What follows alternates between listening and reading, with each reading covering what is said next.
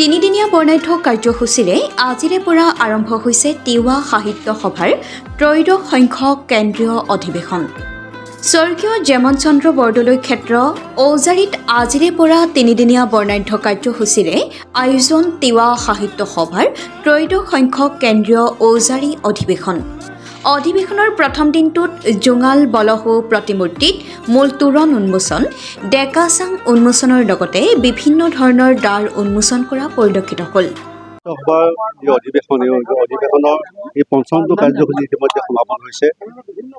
পঞ্চমটো কাৰ্যসূচীৰ পিছত এক বৰ্ণাঢ্য কাৰ্যসূচী আছে। আমাৰ তিৱাসকলৰ যি সাহিত্য সংস্কৃতিৰ মূল কেন্দ্ৰবিন্দু হিচাপে আমি উল্লেখ কৰোঁ, সেই কাৰ্যসূচীটো সন্ধিয়া পিছতে আয়োজন কৰা হৈছে।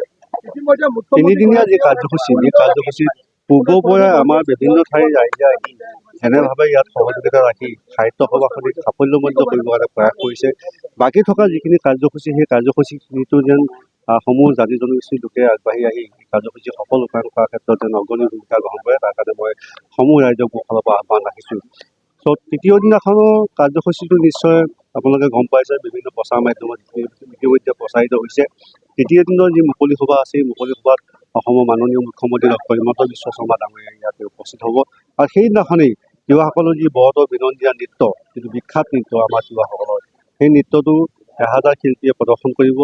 আমাৰ অসমৰ মাননীয় মুখ্যমন্ত্ৰী ডক্টৰ হিমন্ত বিশ্ব শৰ্মাৰ সন্মুখত আমি তিৱা সাহিত্য পৰিষদৰ জৰিয়তেও আহ্বান ৰাখিম যে অসমত বসবাস কৰা বিভিন্ন জাতি জনগোষ্ঠীৰ পৰম্পৰা, কৃষ্টি সংস্কৃতিৰ উদ্ধাৰাৰ্থে বিশ্ব দৰবাৰত প্ৰতিষ্ঠা কৰিবৰ কাৰণে যেনেকৈ প্ৰয়াস কৰিছে, তিৱাসকলৰ এই বৰতৰ বিনন্দীয়া নৃত্যৰ জৰিয়তেও যে তিৱাসকলৰ সভ্যতা সংস্কৃতি ৰক্ষা কৰিবৰ কাৰণে বিশ্ব দৰবাৰত প্ৰতিষ্ঠা কৰিবৰ কাৰণে অসমৰ মাননীয় মুখ্যমন্ত্ৰী মহোদয়ে প্ৰয়াস কৰে, তাৰ কাৰণে তিৱা সাহিত্য পৰিষদৰ জৰিয়তে আমি আহ্বান ৰাখিছোঁ।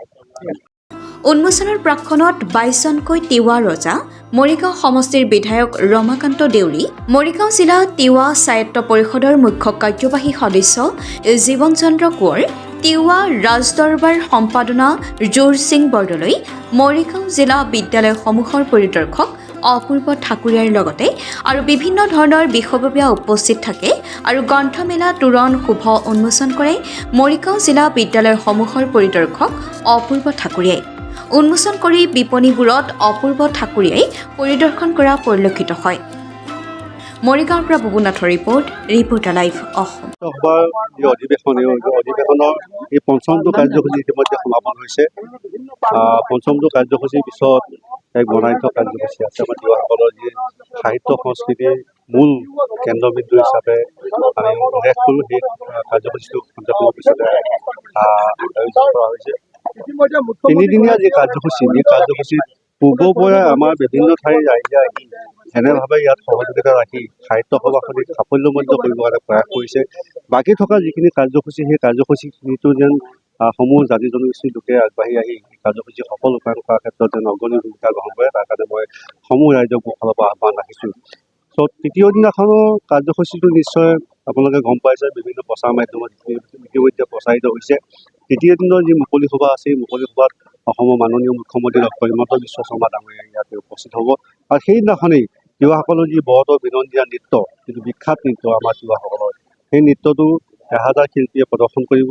আমাৰ অসমৰ মাননীয় মুখ্যমন্ত্ৰী ডক্টৰ হিমন্ত বিশ্ব শৰ্মাৰ সন্মুখত আমি তিৱা সাহিত্য পৰিষদৰ জৰিয়তেও আহ্বান ৰাখিম যে অসমত বসবাস কৰা বিভিন্ন জাতি জনগোষ্ঠীৰ পৰম্পৰা, কৃষ্টি সংস্কৃতিৰ উদ্ধাৰাৰ্থে বিশ্ব দৰবাৰত প্ৰতিষ্ঠা কৰিবৰ কাৰণে যেনেকৈ প্ৰয়াস কৰিছে, তিৱাসকলৰ এই বৰতৰ বিনন্দীয়া নৃত্যৰ জৰিয়তেও যে তিৱাসকলৰ সভ্যতা সংস্কৃতি ৰক্ষা কৰিবৰ কাৰণে বিশ্ব দৰবাৰত প্ৰতিষ্ঠা কৰিবৰ কাৰণে অসমৰ মাননীয় মুখ্যমন্ত্ৰী মহোদয়ে প্ৰয়াস কৰে, তাৰ কাৰণে তিৱা সাহিত্য পৰিষদৰ জৰিয়তে আমি আহ্বান ৰাখিছোঁ। Reporter live.